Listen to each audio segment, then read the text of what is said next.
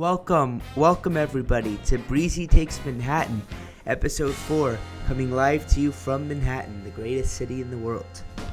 I apologize for the length of time it's been since my last show, which was done in the Hamptons about probably almost a month ago now, 3 or 4 weeks ago.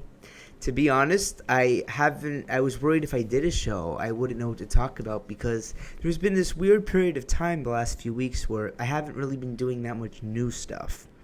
I've been doing a lot of the same kind of old adventures and routines that I've experienced as I've been here. So, not boring stuff, but kind of the same activities, same restaurants, same bars, same people. I've stayed with family, I've stayed with friends. A lot of the same activities. And I think it's because it's hard to explain, but there was a time, maybe about a week ago, where I was doing just a lot of thinking rather than living and doing, but a lot of thinking about what I have done, what I want to do, without actually doing it. Just a lot of kind of reflecting and projecting into the future, but without taking action. Thinking is useless. I mean, you can overthink anything, and if you think too much, you won't end up doing it. Somebody very smart told me that if you try to do everything, you'll end up doing nothing. And it is one of the most truest statements I've ever heard. Because every time I walk down a street in the city, I say, I want to go to that place. Then the next street, I'm like, oh, I want to go to that place. Activities pop up on my Instagram from various bucket lists, New York things to see groups. And each time I'm like, I'm going to do that, I'm going to do this. And I make a mental note of it. I could have a mental note of 1,000 things probably by now, but the problem is if you get a mental note or a physical note that's too big, you'll end up just doing nothing because you'll be paralyzed by indecision. And I feel like that's what I was the last few weeks. I was kind of paralyzed in this state where I'm still very happy I'm here, but there's just so much to do that I don't know where to go next. So I ended up not doing much. I kind of ended up retreating to familiar things. I went to a lot of baseball games the last couple of weeks. I think I went to 4 or 5. I went to Mets, 4 Mets games and a Yankee game the last couple of weeks. And, I've been a Mets fan my whole life. And just tonight, I came to the realization that they're really a pathetic team. Years of pain, no rewards out of it ever, hardly ever. I mean, you get a little playoff run here and there like last year, but most of the time it's pain and misery. Their record is good right now. I think they're 63-50 after tonight's disgraceful loss, which was awful, one of the worst of the season. And I know the saying in sports is that you are what your record says you are, but they are not what their record says there is. They're a lousy, pathetic baseball team that cannot hit, cannot score runs, and cannot pitch and stop runs. So I don't even know how they're as good as they are when they can't hit and they can't pitch. It's really something. And they are paying a lot of who are supposed to be very good major league hitters a lot of money this year, over $100 million for their top 3 hitters, and they're just not hitting, and they haven't hit for 2 months. They're not scoring runs. They're not putting together rallies, and they're not being consistent. 1 good game, 5 bad games. 1 good game, 5 bad games. And it's a disaster, and I really need a break. And I'm going to try not to watch any baseball games the next week or two because I really need a break. I've been going to a lot. It's fun to go. Watching when they're not playing well is not fun. There's nothing fun about watching bad baseball on television. In person, it's always fun because, the atmosphere, the beautiful sky, the water in the background, the crowd is electric. The Mets crowd has been great all season. It's been great to be a part of. Unfortunately, it's all going to go to shit now. The last couple of months, they're going to go straight down into the abyss. And it starts tonight. The loss tonight will end their season. You can come back to me and tell me if I'm wrong. I would love to be wrong. But, yeah, so baseball games, though, is an example of kind of familiar activities that I love doing, but I wasn't really venturing out the last few weeks. After I got back from the Hamptons, I stayed with my family some more, and coming from the time off, maybe it took me a week or two to settle back in, but I call it the Malaise period. That's been the last few weeks where not a lot of new stuff was happening. I was kind of recycling really fun stuff that I've been doing here, like walking bridges, I walked the Brooklyn Bridge again. I'm gonna walk it again this week too. Actually, jeez, I do love the Brooklyn Bridge. It's really a fun place. But I've been eating at the same bars, same restaurants, so I need to change it up. And recently, I've cured it though. I've gotten my adventurous spirit back. And yesterday, I went to Roosevelt Island, which is a very cool island. Kind of feels like it's right in the middle of the city. It has Manhattan on one side, Long Island City and Queensboro on the other side. And it's like this little strip right in the middle. And it is a really cool place. It is a place that you can live your whole life if you want to and never leave, because anything you could need in, as far as a traditional upbringing and life goes, is there. They have an elementary school. They have a high school. I assume they have a middle school, because it would be really preposterously stupid to have a high school and lower school and no middle school. So I assume there's a middle school. There's a college campus there. Cornell Tech campus, I believe, is the one that's there. A beautiful new building. It looked really high tech and very impressive. Looked like where I went to school at Chapman when they had the new science building that came out my last couple of years there. So in theory, if you're a good enough student at the high schools at Roosevelt Island, you can go to that Cornell Tech campus and never leave the island. And there's grocery stores, there's barber shops, there's bars, there's hardware stores. You can really, everything you need is there. So if maybe it's like, I don't know who would do it, but maybe one of those really religious families who like never want to separate from their kids can live there the whole life. And there's a wedding chapel and a wedding venue, 2 separate places there.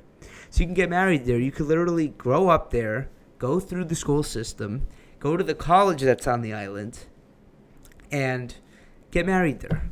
It's crazy, and I thought that was awesome. I think that's really cool, and I think that's why a lot of people live there, because it's so isolated. It's probably lower cost than most, water view places in New York, and everything's there. So I was very impressed. But when I got there, there's a few ways to get to the island. You can go there by swimming across the Hudson River, which I would not recommend. It's filthy water. I don't know if it's safe. It might not even be allowed. You'd have to ask the city that. I'm not in charge of the city. But so you can swim if you're crazy. You can get there by subway. There's a giant subway station at Roosevelt Island. And there's the way I went, which is the air tram, as I call it, because it's technically called a tram, but it's like a gondola ski lift. Like, it takes you in the air above the Queensboro Bridge, and you're there in 4 minutes. It's a lovely ride where you get to see the whole city below you. And, the excitement and exhilaration of arriving to the island is very much so when the tram is coming down. So it was a great experience getting there, but this is important. When you land, if you take the tram there and you get out, they drop you off pretty much right under the bridge, the Queensboro Bridge, which is a huge bridge, by the way. I didn't realize. I thought the Queensboro Bridge took you to Roosevelt Island, and you can walk there to get to Roosevelt Island. That's not true. It takes you past Roosevelt Island all the way to Queensboro into Long Island City. So it's a much longer walk if you want to walk the whole bridge, which I intend to go back and do because I do love walking bridges. But when you take the tram there and you get out, you can go either left or right. And me and my friend we went left because we didn't know what was there. I had heard there was a park. I had heard there was a rooftop bar. But other than that, I really didn't know what was on the island at all. I mean, I assumed there was some kind of monument to either Teddy or Franklin Roosevelt because it was called Roosevelt Island. But I didn't really know what was there. So we got off the tram, and when we arrived, we went left. And that's kind of where the boring stuff is. That's where the residences are. A lot of old buildings, not super nice, but not terrible. Nice balcony and water views throughout. It is an island. It's surrounded by water and very nice views of the buildings.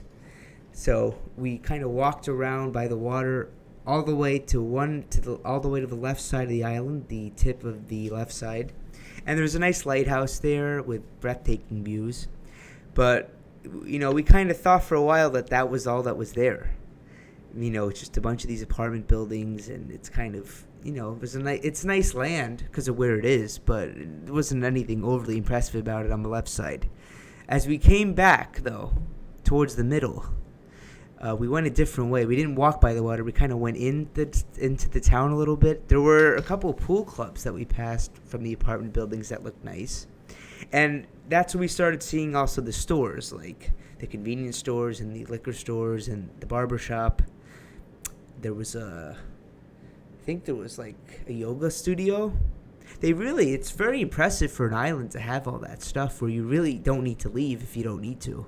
And it's very easy to leave. They don't try to keep you there by any means. But as we got towards the middle, it got more impressive. And then when we got back to kind of where we started at the tram part, we went right, so straight. And then that's when it really became beautiful, because you go by the Cornell Tech campus with these huge, beautiful, modern buildings, as I described, and a few other buildings that are nice. There's a really nice athletic center that's there.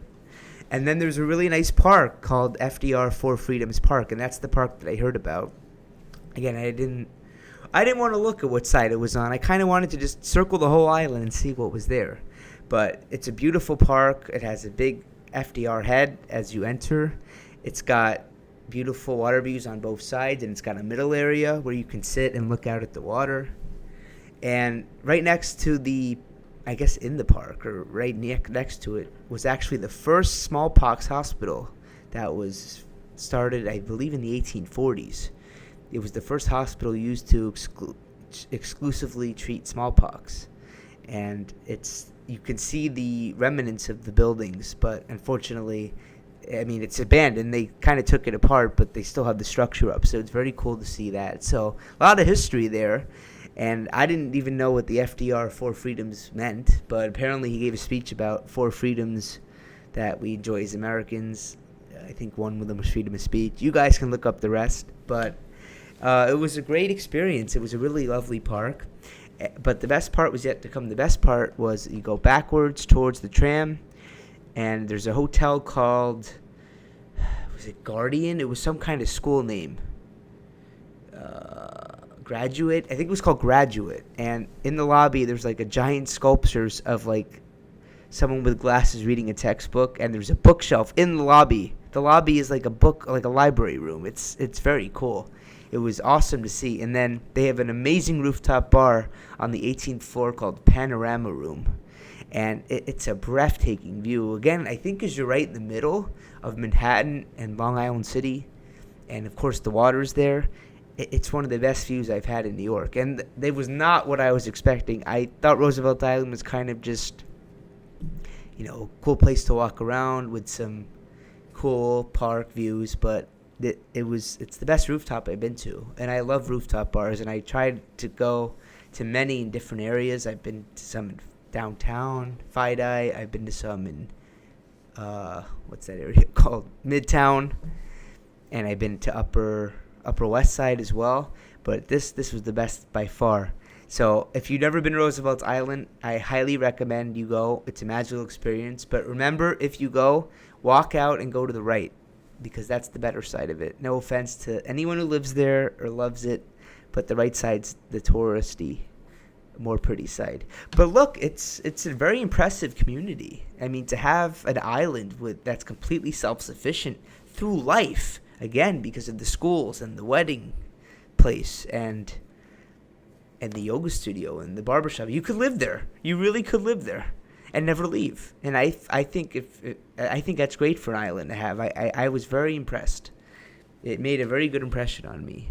So I highly recommend visiting Roosevelt Island. I intend to go back to that bar one day. It was incredible. And all I can do is say great things about it. As far as where I want to go next, again, past Roosevelt Island was Long Island City. So I would love to check out Long Island City. I think I'll just walk the Queensboro Bridge. It'll take me all the way there. And I could walk it back. So it'll be good exercise as well. But as far as upcoming adventures, I think I just need to decide on all these activities I see that pop up. I just need to just pick one and do it. Like, stop contemplating and just do it. Like, there's a website called New York City Bucket Listers that I've looked at, and there's so many activities always going on that would be new to me. Maybe it's like a rooftop movie, or yoga on the top of the World Trade Center, or, some kind of festival, some kind of workout class, whatever whatever you can think of is on this site, New York City Bucket Listers. And I always look at the site and I always see this looks cool, that looks cool. I want to do everything. But again, as I was told, what have I ended up doing from the list? Nothing. Because I don't know how to do everything. And, I have to I have to be slow about it. I have to go one at a time and be methodical and not try to do everything all at once. So I think I'm just going to pick one activity, whatever it is. Maybe I'll even, do a roll of the dice or a coin flip or something and just pick something and just do it. Don't contemplate. Don't think. Don't say I'm going to do it. Go do it. Take a day and go. Because that's what I need to do. And that's the only way I'm not going to have this feeling that I'm missing out on stuff. Because I feel like I'm missing out on so much. Because this city is so big and so full of amazing things. And I wish I could do everything. I wish that every street in this city, I could go to every bar and restaurant on the street. That's really what I want to do. That's my instinct when I'm walking by all this stuff, is that I want to go here, I want to go here, I want to go here. But you can't. There's just too many things. And once I accepted that there's just too many things to do, it became easier. Now it's just a numbers game of getting out and doing the things that are most important to you. And I'll find out what's most important as I do them. So the activities that I really want to do, I will probably end up doing. The ones that I just think I want to do may not make the cut. But I look forward to going back to that go I was the first couple weeks I was here. And it started with Roosevelt Island yesterday. And we'll have to see what's next. You'll find out on the next show what adventure is next. But I know there'll be more coming. We've had very hot weather here as well, and this has been a factor in that it's not pleasant to walk around. I lived in warm weather for 8 years in California, and it was great. But here it's been so humid, and you walk 2 blocks and you're sweating. It's not a comfortable feeling. So I think the weather is turning, though, because tonight was absolutely beautiful. Perfect, like sunny, nice, no cloud in the sky, but breezy, not humid. Breezy, like Breezy Takes Manhattan. A beautiful evening. So I hope this means that the weather's starting to turn, because I loved how it was tonight. And even in this Malaise period where I've kind of been plagued by indecision, I've not stopped walking. I continue to walk this wonderful city. Not as many 9-mile walks as my first couple weeks, but I did do one yesterday as I walked around Roosevelt Island, and I have many more planned for the week ahead. So it's good that I have never lost that spirit, and I'm still awestruck by the buildings and the whole city. Nothing is worn off. I still love it just as much as when I got here. I've just been plagued by indecision, but I'm going to fix it now. And we have many exciting moments to come. And I'll be sure to let you know on the next show what those moments are. Hopefully there'll be more than one new place I can talk about. And, that's why I pushed off doing the show for so long, because I didn't want to talk about nothing. I didn't want to talk just about how I'm not doing anything because I can't decide what to do. So it's good that I have a good result now to show for it. And I think that it will be a much linear progression going forward. But anyway, I unfortunately do not have a new food to try today, but I do have a food I want to eat and talk about. This is a cutie or a clementine. I'm not sure what the name, but I think there's a few names for it, so you can call it whatever you want. But here it is, and this is one of the most healthiest fruits you can have. This is rich in vitamin C, among other things. It is rich in fiber and antioxidants, which helps boost the immune system, improve digestion, and protect against cell damage. So this is nothing but benefits. And top it off, it happens to taste amazing. Like, I like these better than big real oranges. I mean, they're cuties. I mean, they're called cuties, right? I mean, they're very little, very easy to tear apart. I mean, what else? What kind of little food do you want that's this healthy other than a cutie?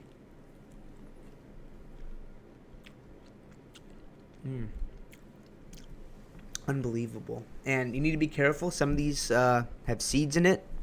You don't want to swallow the seed, so you need to double check. But if you've never had a cutie or a clementine, I highly recommend it. It's so healthy and so tasty.